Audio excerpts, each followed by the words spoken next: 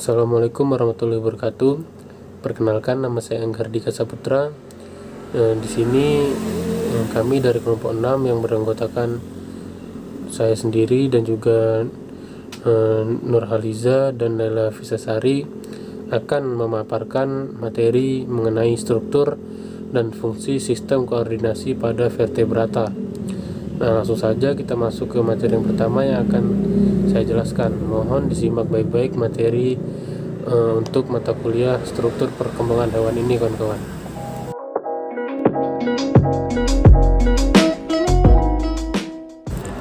Apa sih sebenarnya yang dimaksud dengan sistem koordinasi pada vertebrata khususnya? Nah, sistem koordinasi ini adalah sebuah sistem yang mengatur kerja dari organ-organ pada tubuh. Nah, sistem ini berperan untuk memerintahkan setiap organ untuk dapat bekerja sama mendukung fungsi tubuh agar bekerja dengan baik. Kemudian fungsi dari sistem koordinasi ini adalah diperlukan untuk mengendalikan setiap bagian tubuh agar setiap gerakan yang dihasilkan menjadi tepat sasaran. Tanpa sistem koordinasi, seluruh organ tubuh itu tidak mampu bekerja sama. Jadi intinya sistem koordinasi ini seperti dia yang mengkoordinir organ-organ yang lain gitu. Nah, kemudian lanjut sistem saraf pada hewan vertebrata beserta dengan fungsinya. Yang pertama, ciri-ciri jaringan saraf itu jaringan mampu merasakan stimulus atau sebuah rangsangan dan mengirimkan sinyal ke seluruh organ pada hewan vertebrata. Kemudian jaringan saraf itu mengandung yang pertama ada neuron. Neuron ini sering disebut juga dengan istilah sel saraf yang mengirimkan impuls saraf. Kemudian ada sel glial, itu membantu menyehatkan dan melindungi dan juga mengganti kembali neuron-neuron yang rusak. Nah, seperti bengkelnya begitu ya. Kemudian komponen utama sebuah neuron itu ada beberapa. Yang pertama ada dendrit. Dendrit ini berfungsi sebagai menerima rangsangan atau impuls dari lingkungannya. Kemudian badan sel ini menerima impuls dari dendrit. Kemudian akson itu meneruskan impuls dari badan sel. Kemudian ada beberapa neuron yang memiliki selubung mielin sebagai pelindung akson serta memberikan nutrisi bagi neuron. Nah, kemudian selubung mielin itu terbentuk berupa segmen yang dipisahkan oleh suatu gap yang disebut dengan nodus Ranvier. Nah, kemudian mempercepat aliran impuls ke neuron yang lain. Nah, kemudian ada juga komponen neuroglia. Di neuron glia ini ada juga beberapa macam ya. Yang pertama itu ada asteroid. Nah, asteroid ini fungsinya bersentuhan dengan kapiler darah dan merangsangnya untuk membentuk blood-brain barrier. Nah, itu pembatas barrier ini akan memisahkan darah dari jaringan otak dan membatasi substansi yang dapat masuk ke dalam sel otak termasuk melindungi neuron. Kemudian ada oligodendrosit, itu membentuk mielin di dalam otak dan sumsum tulang belakang. Dan yang ketiga itu ada sel ependimal. Nah, ini merupakan sebagai pembatas rongga antara otak dan sumsum tulang belakang. Selain itu, sel ini juga dapat mensekresikan cairan cerebropinal. Nah, cairan ini yang mengisi rongga di antara sistem saraf pusat. Kemudian ada mikroglia. Nah, ini fungsinya adalah memfagosit dan menghancurkan mikroorganisme atau benda asing yang masuk dan menyerang neuron. Nah, jaringan saraf yang sudah rusak atau tua juga akan dihancurkan oleh sel mikroglia. Kemudian kita lanjut ke sistem saraf pusat.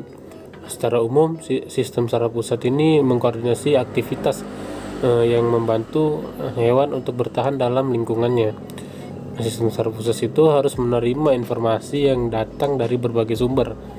Kemudian reseptor sensorik atau intereseptor itu mengumpulkan informasi dan menanggapinya sebagai sensasi umum dalam suatu organ. Sensasi umum untuk suatu organ di dalam. Kemudian proprioseptor adalah tipe interseptor yang menginformasikan ke sistem saraf pusat mengenai posisi anggota badan dan sejauh mana persendian ditekuk dan otot diregangkan. Nah, hal ini berarti penting untuk pergerakan. Kemudian eksteroseptor ini mengumpulkan informasi dari lingkungan di luar, dan sensasi sentuhan, tekanan, rasa, dan stimulus lainnya dari lingkungan luar akan disalurkan melalui eksteroseptor ke otak dan sumsum tulang belakang. Nah, kemudian di sini ada sistem saraf pusat pada Pisces atau lebih tepatnya ikan ya kawan-kawan. Nah, ikan ini menerima rangsangan dari lingkungannya melalui organ perasa. Rangsangan tersebut selanjutnya diteruskan dalam bentuk impuls ke otak. Kemudian respon yang diberikan oleh otak itu dimanifestasikan dalam bentuk tingkah laku. Sel-sel saraf mulai berkembang sejak permulaan stadio embrio berasal dari lapisan germinal terluar atau ectoderm. Nah, kemudian selanjutnya adalah otak Pisces atau ikan. Nah, otak ini terbentuk secara embriologis dari neural tubuh depan. Nah, ada 3 region atau daerah pada otak ini sendiri. Yang pertama ada otak bagian depan atau forebrain, kemudian otak tengah midbrain, kemudian ada otak belakang yaitu hindbrain. Nah, otak depan itu terdiri dari bagian telencephalon dan juga diencephalon. Nah, kemudian otak tengah itu terdiri dari bagian mesencephalon, terdiri dari tectum. Otak mesencephalon itu terdapat bagian menonjol yang disebut dengan cerebellum. Kemudian otak yang mesencephalion itu merupakan bagian otak yang paling belakang. Nah, pada gambar ini boleh dilihat ya kawan-kawan, gambarnya ada di slide sebelumnya. Kemudian sumsum tulang belakang. Nah, anatomi sumsum tulang belakang pada Pisces ini itu visura dorsal itu kelihatan, kemudian ventral visura itu tidak ada, dan juga greater tingular apex menjadi satu titik ke arah dorsal. Nah, mula-mula greater ini ada sepasang koloma ventralis pada octogyrochus dan juga proporsinya itu radikuliar, panjangnya 8 kaki, medula spinalisnya 3/2 inci, lebih pendek daripada otak. Nah, pada klasis Osteichthyes itu medula spinalis terdapat di dalam arcus neuralis. Nah, kemudian itu ada sistem saraf pusat pada reptil ya kawan-kawan.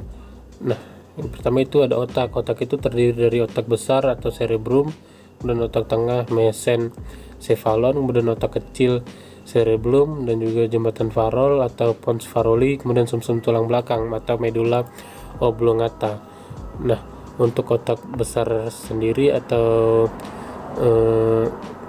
dengan bahasa latinnya cerebrum itu merupakan sumber dari semua kegiatan atau gerakan sadar atau sesuai dengan kehendak, walaupun ada juga beberapa gerakan yang refleks dari otak ya kawan-kawan. Kemudian otak tengah itu terletak di depan otak kecil dan jembatan Farol. Di depan otak tengah itu terdapat talamus dan kelenjar hipofisis yang mengatur kerja kelenjar-kelenjar untuk endokrin. Kemudian ada otak kecil atau cerebellum, ini mempunyai fungsi utama dalam koordinasi gerakan otot yang terjadi secara sadar, keseimbangan dan posisi tubuh. Nah, bila ada rangsangan yang merugikan atau berbahaya, maka gerakan sadar yang normal tidak mungkin dilaksanakan. Dan jembatan Farol ini berisi serabut aktif yang menghubungkan otak kecil bagian kiri dan kanan, juga menghubungkan otak besar dan sumsum tulang belakang. Dan sumsum sambung atau medulla oblongata itu juga mempengaruhi jembatan. Refleks fisiologi seperti detak jantung, tekanan darah, volume dan kecepatan respirasi, gerak alat pencernaan dan sekresi kelenjar pencernaan. Selain itu, sumsum sambung juga mengatur gerak refleks yang lain. Nah, kemudian kita lanjut lagi ke sumsum tulang belakang pada reptil kawan-kawan. Nah, bisa dilihat posisi dari otak tengah medulla yang tadi, kemudian otak besar itu ada pada gambar di samping, kemudian ada sumsum tulang belakang juga di situ. Itu merupakan otak dari reptil itu sendiri ya kawan-kawan. Nah, untuk sumsum tulang belakang ini ada bagian seperti sayap yang terbagi atas sayap yang disebut dengan tanduk dorsal. Nah, dan saya bawah itu disebut tanduk ventral. Pada tanduk dorsal terdapat bagian sel saraf penghubung atau asosiasi konektor. Nah, itu berfungsi untuk menerima impuls dari sel saraf sensori dan akan mengantarkannya pada sel saraf motorik. Kemudian kita masuk ke sistem saraf pusat pada amfibi. Pertama itu ada otak. Nah, bagian-bagian dari otak ini sendiri, yang pertama ada lobus olfactorius, kemudian ada otak besar, otak tengah, otak kecil, dan juga sumsum lanjutan. Nah, untuk otak besar, otak tengah, otak kecil itu fungsinya sama seperti pada reptilia. Kemudian kita akan menjelaskan mengenai lobus olfactorius dan juga sumsum lanjutan. Untuk lobus olfactorius ini pada amfibi memiliki trunctus bulbus olfactorius. Lobus ini tidak terlalu berkembang ya kawan-kawan. Dan kita lanjut ke sumsum lanjutan. Sumsum lanjutan berfungsi menghantar impuls yang datang dari medula spinalis untuk menuju ke otak. Nah, sumsum lanjutan juga mempengaruhi refleks fisiologi seperti detak jantung dan juga tekanan darah. Dan kita lanjut yang kedua, tadi ada otak, kemudian kita lanjut ke sumsum tulang belakang.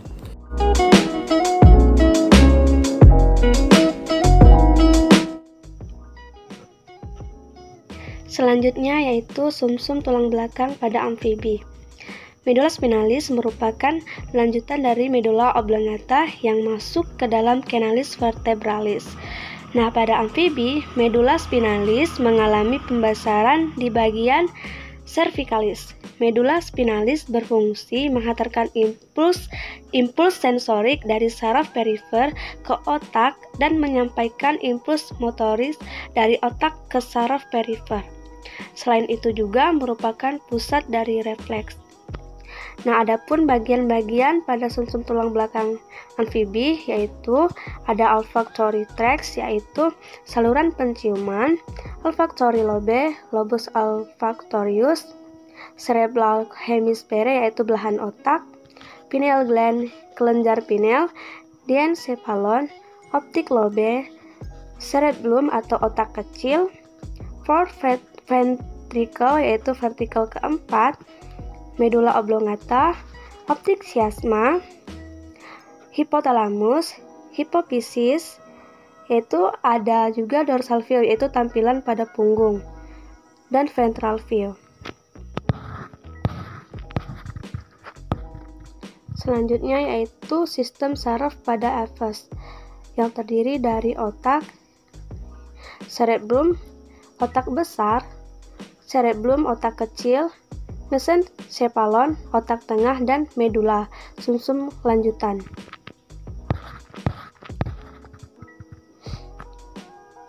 Selanjutnya ada sumsum tulang belakang pada aphes. Aphes memiliki ruang tulang belakang yang berwarna abu-abu yang terletak di sepanjang tubuhnya dan membentuk saraf tulang belakang yang merupakan sistem koordinasi dan berfungsi sebagai pengantar pesan dan informasi ke otak. Pada saat burung memutuskan untuk bergerak, saraf tulang belakang mengirimkan pesan ke otak, kemudian ke otot yang berhubungan dengan pergerakan itu dan menghasilkan gerakan.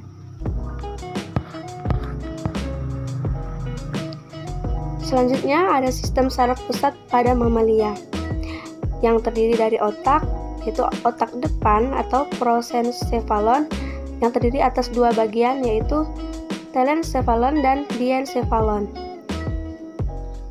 Otak tengah mesencephalon yang merupakan sebuah pusat koordinasi dari respons refleks untuk indera penglihatan.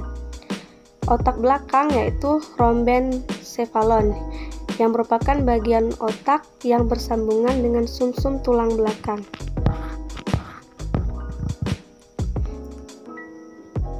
Sumsum tulang belakang pada mamalia yaitu berbentuk silinder yang berongga dan agak pipih. 31 pasang saraf spinal keluar dari area urutan korda melalui foramina intervertebral.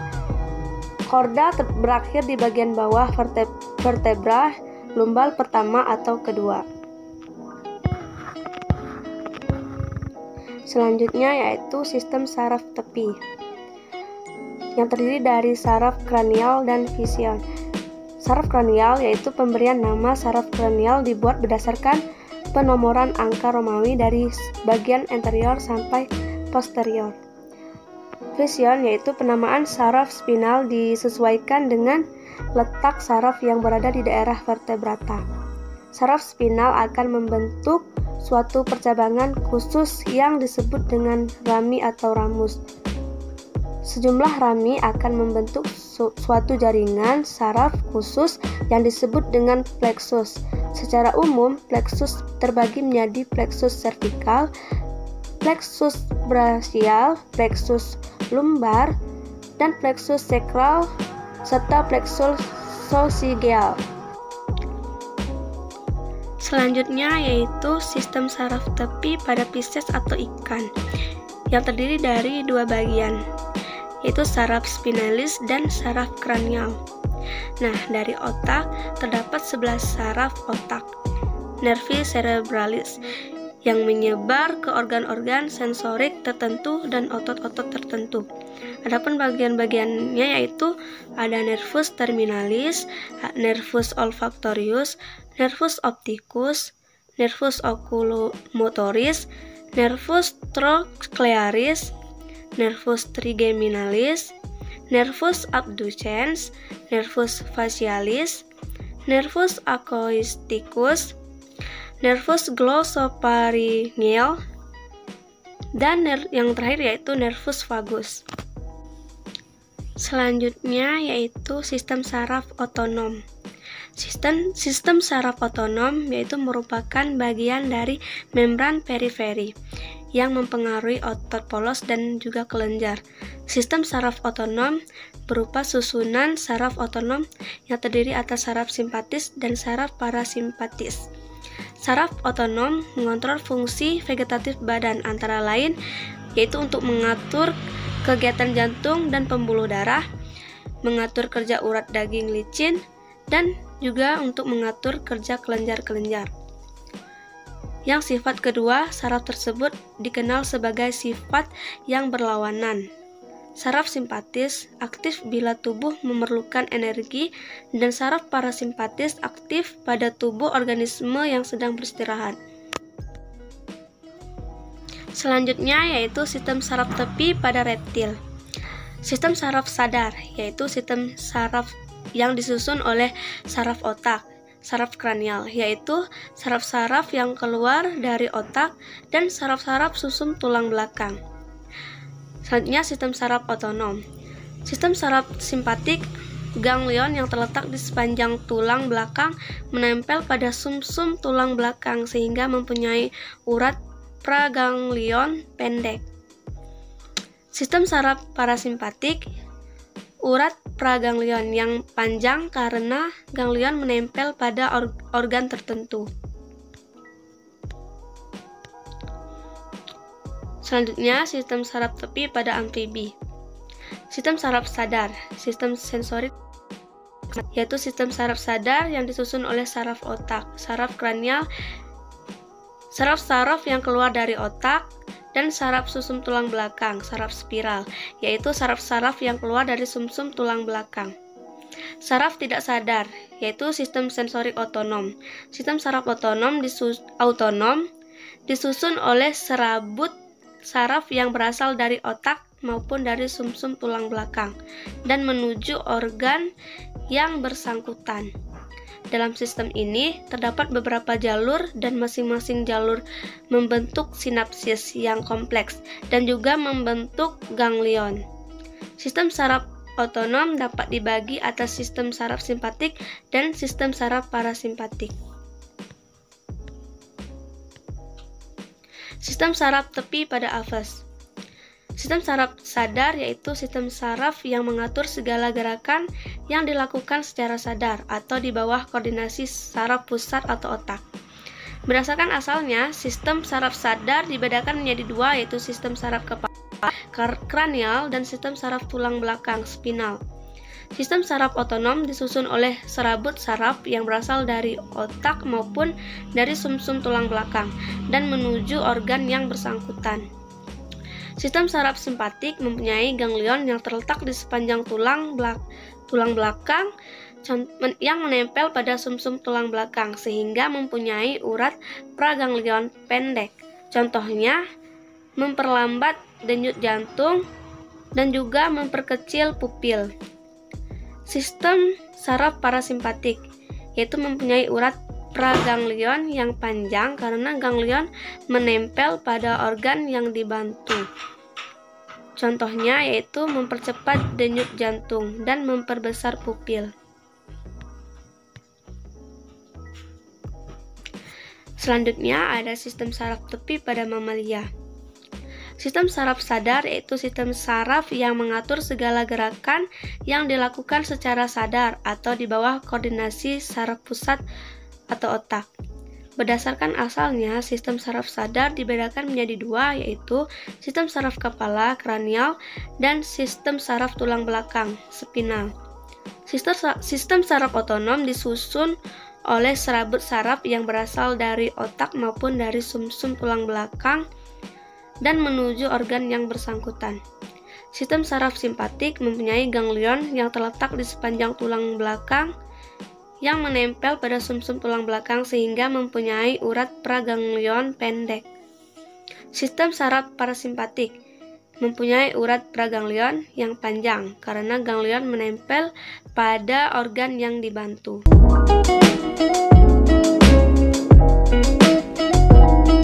Assalamualaikum warahmatullahi wabarakatuh. Perkenalkan, nama saya Nurhaliza. Di sini saya akan melanjutkan presentasi mengenai sistem kelenjar endokrin pada vertebrata. Kelenjar endokrin merupakan kelenjar yang berada di dalam otak yang berguna sebagai pengatur hormon-hormon yang dihasilkan dari kelenjar lainnya. Sel-sel penyusun organ endokrin dapat dibedakan menjadi dua, yaitu yang pertama sel neosekretori adalah sel yang berbentuk seperti sel saraf tapi berfungsi sebagai penghasil hormon. Yang kedua sel endokrin sejati, disebut juga sel endokrin klasik, yaitu sel endokrin yang benar-benar berfungsi sebagai penghasil hormon, tidak memiliki bentuk seperti sel saraf. Selanjutnya, fungsi dari sistem endokrin yang pertama membedakan sistem saraf dan sistem reproduktif pada janin yang sedang berkembang, menstimulasi urutan perkembangan, mengkoordinasi sistem reproduktif, dan yang terakhir memelihara lingkungan internal optimal. Selanjutnya, sistem endokrin pada Pisces atau ikan. Yang pertama, kelenjar pituitari. Kelenjar pituitari ini disebut juga dengan hipofisa yang terletak di bawah diencephalon. Selanjutnya, kelenjar tiroid. Semua hewan yang termasuk ke dalam kelompok vertebrata memiliki kelenjar tiroid dan tak terkecuali dengan ikan. Selanjutnya, kelenjar paratiroid, yakni sekseri dari kelenjar paratiroid ini berdiferensiasi dengan epitel kantong faring ketiga dan juga keempat. Selanjutnya, sistem endokrin pada reptil. Sistem endokrin terdiri dari kelenjar yang mengeluarkan hormon penting untuk fungsi tubuh normal. Beberapa contoh adalah tiroid, paratiroid, dan kelenjar adrenal. Kelenjar tiroid terletak di daerah tenggorokan, bertanggung jawab untuk pertumbuhan dan perkembangan seperti shading normal kulit. Selanjutnya, paratiroid adalah struktur dipasangkan berlokasi dekat tiroid dan membantu dalam metabolisme kalsium. Selanjutnya, sistem endokrin pada amfibi. Pada dasar otak terdapat glandula pituitaria atau glandula hipofisa. Bagian anterior kelenjar ini menghasilkan hormon pertumbuhan. Hormon ini juga mengontrol pertumbuhan tubuh terutama pada panjang tulang, juga merangsang gonan untuk menghasilkan sel kelamin. Selanjutnya, bagian tengah glandula pituitaria menghasilkan hormon intermedin yang mempunyai peranan dalam pengaturan kromatopora dalam kulit. Selanjutnya, bagian posterior glandula pituitaria menghasilkan hormon yang mengatur pengambilan air. Selanjutnya, hormon tiroid yang mengatur metabolisme. Kelenjar ini menjadi besar pada berudu sebelum metamorfose menjadi katak. Selanjutnya, kelenjar pankreas menghasilkan enzim dan hormon insulin yang mengatur metabolisme zat gula. Selanjutnya, sistem endokrin pada Aves. Kelenjar endokrin terdiri atas glandula pituitaria atau hipofisa terletak di dasar otak pada ujung infundibulum. Glandula tiroide yang terletak di bawah pena juguralis dekat cabang arteri subclavia dan arteri karotis. Glandula pancreaticus menghasilkan hormon insulin. Glandula suprarenalis atau glandula adrenalis terletak pada permukaan ventral dan ren. Glandula sexualis menghasilkan hormon yang mempengaruhi tanda kelamin sekunder, terutama terletak pada warna bulu. Selanjutnya, sistem endokrin pada mamalia. Pada mamalia, sistem endokrin menghasilkan hormon dan masuk ke dalam sistem peredaran darah. Hormon merupakan senyawa protein dan senyawa steroid. Hormon berperan dalam mengatur metabolisme, pertumbuhan dan perkembangan, reproduksi, keseimbangan internal, reaksi terhadap stres, serta tingkah laku. Selanjutnya, macam-macam kelenjar endokrin pada tubuh makhluk hidup adalah kelenjar hipofisis atau pituitari yang terdapat pada lekukan tulang selatursika. Kelenjar yang dihasilkannya pada mamalia adalah hormon somatotrof, tiroid, adrenokortikotropik, FSH, LH, dan prolaktin. Sistem indera pada vertebrata. Sistem indera merupakan sistem organ yang memiliki reseptor khusus untuk menerima rangsangan seperti aroma, rasa, penglihatan, pendengaran, dan menjaga keseimbangan tubuh. Reseptor tersebut memiliki bentuk dan fungsi tersendiri yang terletak pada beberapa lokasi di dalam tubuh. Informasi yang diterima dari reseptor akan diteruskan ke sistem saraf pusat untuk membantu menjaga homeostasis. Selanjutnya, jalur saraf dari masing-masing organ indera ini juga memiliki karakteristik tersendiri sesuai dengan fungsinya. Selanjutnya, yang pertama, sistem indera pada Pisces atau ikan. Indera pada ikan yang berkembang dengan baik adalah indera penglihatan, pembau, dan pendengaran. Mata ikan dapat berakomodasi dengan cara mengubah kedudukan lensa mata ke belakang atau mundur dan ke depan atau maju. Indera pembau pada ikan juga berkembang dengan baik. Indera pendengar pada ikan mirip dengan telinga dalam manusia dan tidak terlihat dari keluar karena terletak di dalam tengkorak. Ikan mempunyai indera tambahan yang disebut gurat sisi. Gurat sisi juga disebut indera keenam. Selanjutnya, sistem indera pada reptil. Reptil memiliki alat indera dengan kepekaan yang berbeda-beda, bergantung pada spesiesnya. Indera penglihatan secara umum, reptil memiliki struktur mata yang sama dengan vertebrata lainnya. Ada yang memiliki kelopak mata, ada pula yang tidak. Indera pendengaran reptil tidak memiliki daun telinga. Kemoreseptor khusus, yaitu organ vomeronasal. Organ ini fungsinya ekuivalen dengan indera pembau pada manusia. Selanjutnya, organ perasa lidah pada reptil memiliki sedikit kuncup kecap sehingga ia bisa merasakan mangsanya. Selanjutnya, organ perasa lidah pada reptil memiliki kuncup kecap sehingga ia bisa merasakan mangsanya. Pit organ merupakan detektor panas pada ular. Pit organ ini berupa lubang-lubang di depan wajah ular yang di dalamnya terdapat membran termoreseptor. Selanjutnya, sistem indera pada amfibi. Pada amfibi, misalnya katak, indera yang berkembang dengan cukup baik adalah indera penglihatan dan pendengaran. Mata katak berbentuk bulat serta dilindungi oleh kelopak mata atas dan bawah. Indera pendengaran pada katak berupa telinga yang terdiri atas telinga tengah dan telinga dalam. Telinga luar berupa sepasang gendang telinga pada sebelah kanan dan kiri kepala. Selanjutnya, sistem indera pada aves. Indera penglihatan dan indera keseimbangan pada burung berkembang dengan baik. Adanya kedua macam indera tersebut memungkinkan burung dapat terbang lurus atau menukik dan membelok dengan cepat. Indera keseimbangan burung terletak di dalam rongga telinga dan dihubungkan dengan otak kecil. Mata burung juga dapat berakomodasi dengan baik dengan cara mengubah bentuk lensa matanya. Pada umumnya, burung mengandalkan indera penglihatannya untuk mencari makan. Indera penciuman burung tidak berkembang dengan baik. Yang terakhir, sistem indera pada mamalia. Pada umumnya, semua jenis indera yang dimiliki oleh manusia juga dimiliki oleh mamalia. Beberapa jenis mamalia bahkan memiliki alat indera dengan kepekaan yang sangat kuat terhadap rangsangan.